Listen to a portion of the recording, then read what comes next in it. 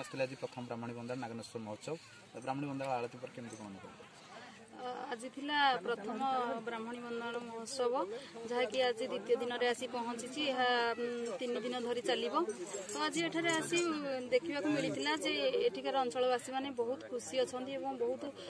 आनंदित अच्छा चाहूँगी जे यही महोत्सव किभली भाव में आहरी 2-3 दिन भी माने जदि अधिक बढ़ता ताले से आहरी अधिक खुशी हुए तो से मुझे आयोजक भाई मानक धन्यवाद देवी जे सेमानंकर एते सुंदर उद्यम द्वारा एवं शीत काकर को न डरी से भल कार्यक्रम आयोजन करछंती तो यही कार्यक्रमटी आमर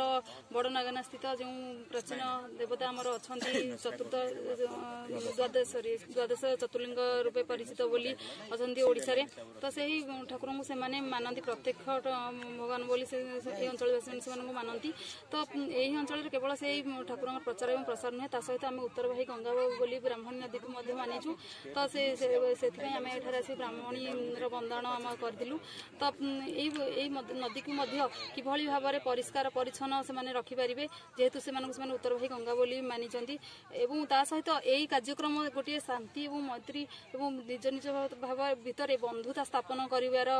गोटे सुंदर प्रयास मानक जारी रखी तो यही अनुष्ठान टी आम किभली भाव दीर्घजीवी करूँ से आम समस्त निहत पक्षरे दरकार माने समस्त चेष्टा करबा दरकार तो एथिपई